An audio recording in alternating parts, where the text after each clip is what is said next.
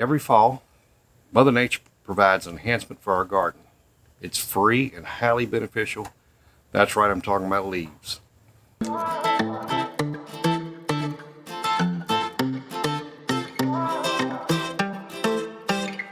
Hey guys, thanks for coming to Louisiana Simple Living today. This is Daryl. We're in our backyard raised bed organic garden. What we're going to be talking about today is leaves and what are the benefits of using leaves for mulching. So we'll go through that. We'll talk about the benefits. We'll talk about how you can use it to mulch. You know, you got to collect them. You need to shred them. Smaller pieces you can, because you want it to be able to break down easier. And you use it to basically put around your plants, but not right against the stem. We use leaves here once they start falling down. I get some leaves here from my house. Don't have a ton of trees. Go to my in-laws. They have a good bit of trees, and gather some of their leaves and bring it back over here, shred it, and use it to mulch around all your plants in your garden, in your bed. And now at the end of the season, we'll actually dig that in, so that's additional nutrients and things of that nature for your garden. All right, so benefits, we'll talk about the benefits. So it basically helps insulate the roots, the base of the plant. And that's key, especially if you're in a colder area, or maybe you're on the border of whether you're going to freeze tonight or not. But if you got a little mulch on there, you know you got a little bit better chance of, at least a couple degree chance of doing a little bit better than if you didn't have it on there. Number two, it does help retain moisture and overall soil quality.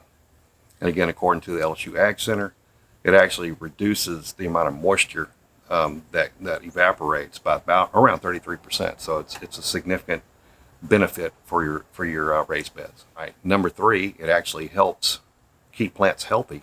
When it rains or you're watering your raised bed, the water hits and bounces up. It splashes up, and there's pathogens that it's in, that can be in that soil, whether it be a fungus or a bacteria. The thing that always comes to mind to me is tomatoes. Some of the tomato wilt and different things like that, come from the soil underneath, and it's just it bounces up from rain. And if you don't mulch under it, you have that bigger chance of some kind of pathogen getting on the plant and potentially causing it to get sick or die. The fourth benefit is your leaf mulch will basically decompose over time, as we've talked about the leaf mold. And it takes a year to 2 years or so to actually break down to where it's readily available to be used by your plants. And that's why I put my leaf mulch in on top this time of the year in the fall. I'll let it stay on top, right? I'll let it go until all my plants run out through the end of the winter, and then I'll actually dig it in. So I'll dig it into the soil, and it'll further break down and decompose into like a compost full of nutrients. It has nitrogen, phosphorus, potassium, a number of other trace materials, more your micronutrients. Yeah, so leaf mold is just a breakdown or decomposition of deciduous material, whether that be leaves, and in our case we're looking at leaves. It's a compost produced by a fungal breakdown or decomposition of the leaves. But that's basically what leaf mold is. You hear people talk about leaf mold. It's a fungal breakdown of the leaves. But it's black. It started to decompose. It's almost like it's a compost already, but it's leaf mold, and that's what we're after. One aspect of using leaf for mulching is leaf mold, and over time it will decompose and add nutrients to your soil. Yeah, and the reason is you have your leaves on the trees, right? So you got trees. Those roots go down way deep.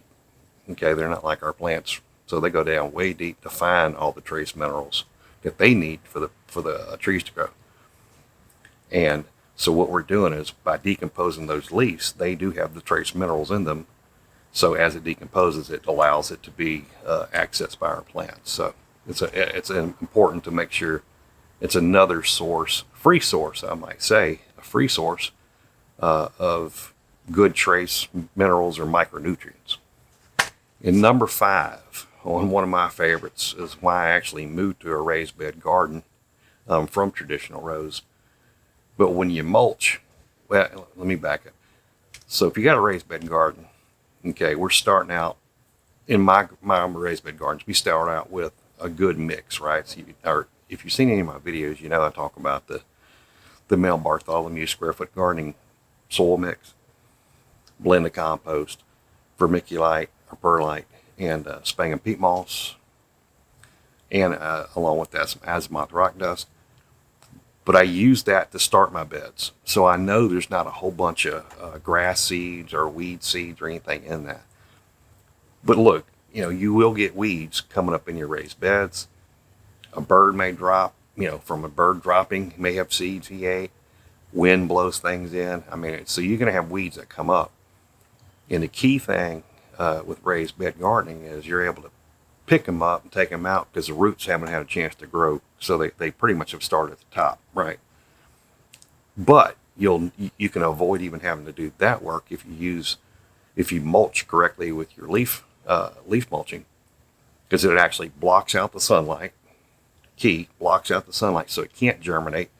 But even some that may, it's just a physical barrier to keep, if it does germinate, it's a physical barrier to keep it from growing up. So I love that because I come out here just about every day, but I don't necessarily want to have to go and pick weeds every day.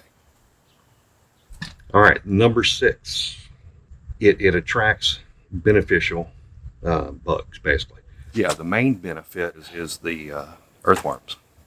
Because look, when they tunnel all through your soil, they create space where you can aerate the soil, so to speak. It allows oxygen and air to actually get down in the soil.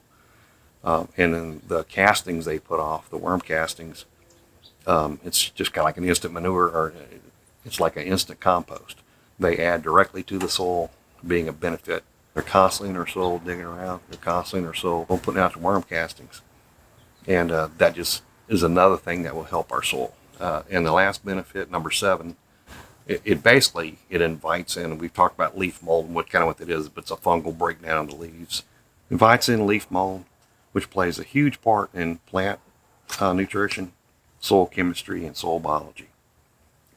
Which the end result of all of that means you grow more produce and you're more successful in your raised bed garden.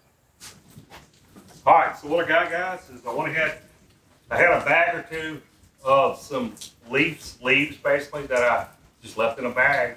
It's over underneath my boat. Just over time, it's broken down, and this was some additional leaves I went and picked up from my in-laws today.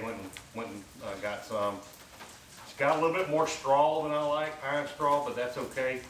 I don't believe too much of it's gonna affect this negatively. So, but if you take a look here, this has been sitting in a bag since last year.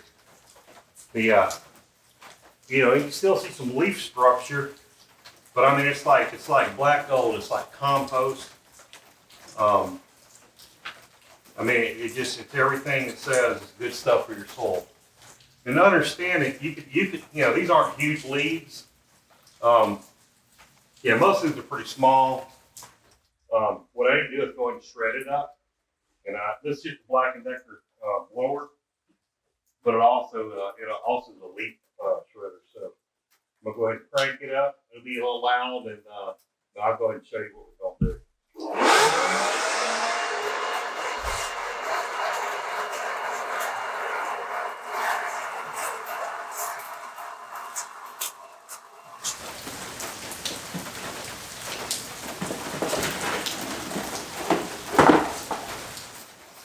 All right, so like I said, I got a whole bag. This is the first bag I run. Just dump it in here, and I'm gonna keep going.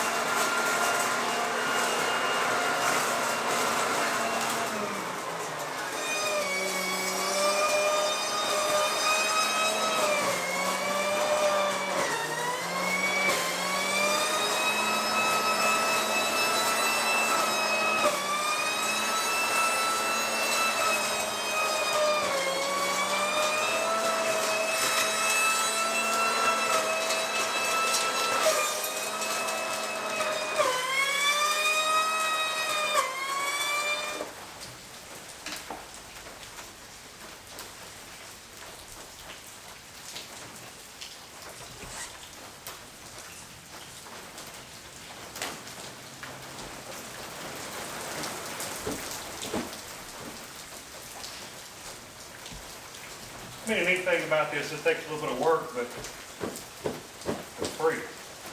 It's as good as a $30 bag or whatever you buy, or even if you go as far as Miracle Grow or something like that, that can cost you a lot more than that. But it's free, it's natural, it's organic. This is the way to go in my book. All right, so you may say, well, how do you do that? How do you, what's the best way to go about doing your leaf mulch? First and foremost, you got to get some leaves. Usually you got trees in your area, or trees on your land. If you don't, I'm sure there's other people who'd be more than happy to allow you to come and pick up some leaves. But it's a free resource. Just grab all the leaves you got, bag them up, whatever you got to do. There is another alternative way to shred. So an alternative way to get them shredded is using a lawnmower, and actually that's how you pick them up, put it on a high setting, and just run right over it. It'll shred it as it goes into the basket.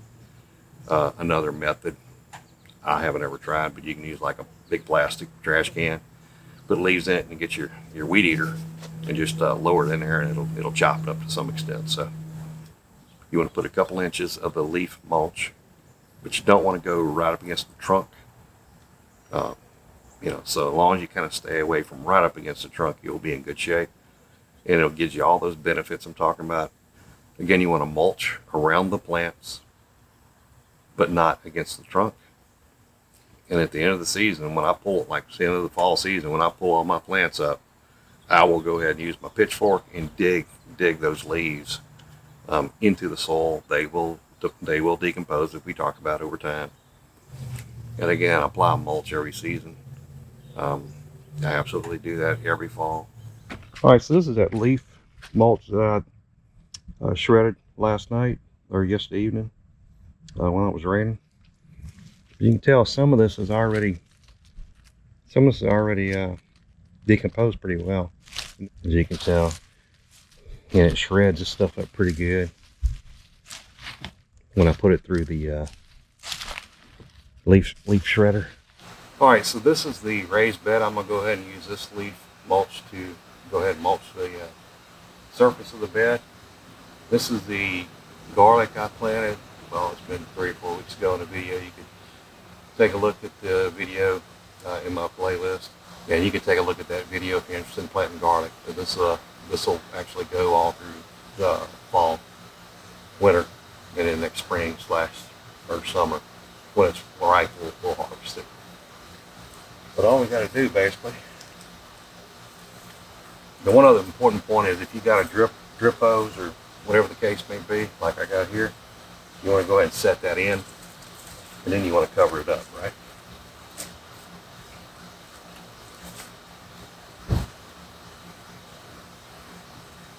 All right, so again, all we're trying to do is just fill in. Now I'll come back and make sure everything's off the trunk. Okay.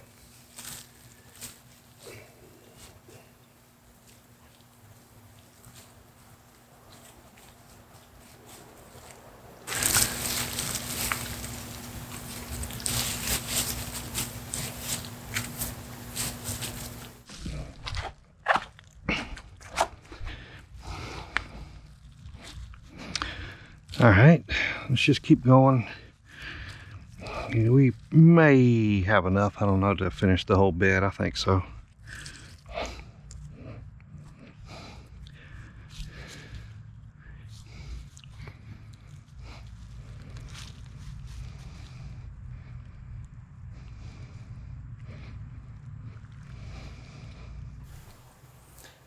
All right, so went ahead and finished putting the leaf mulch out. I'll probably need another 3, 4, 5 handfuls once I process another couple bags, shred those leaves. Overall, looks really well. And look, this is going to retain moisture. It's going to be stirred in to give you, some nutrients back into the soil once I pull these next year.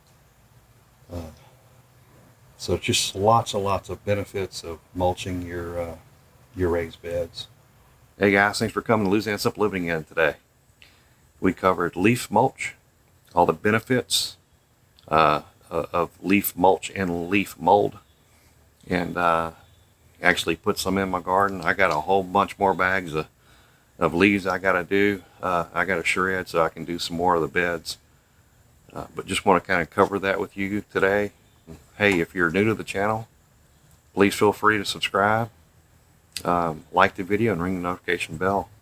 If you got any questions or comments, put them down below. It is Thanksgiving week.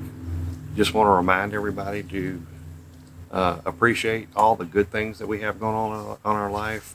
2020 has been a rough year with COVID, the economy, the election, just a lot of different distractions out there. Hey, but because of all those distractions, all those things, make sure you make memories. Even with COVID, we can do it safely. Spend time with family, spend time with friends. We always talk about it, if you can dream it, you can do it. So what we're trying to do is put information in your hands. If you're interested in doing a garden, if you're interested in doing a raised bed garden, hopefully we're giving you some really good information, some really good tips on how to be successful doing that. So dream it, do it.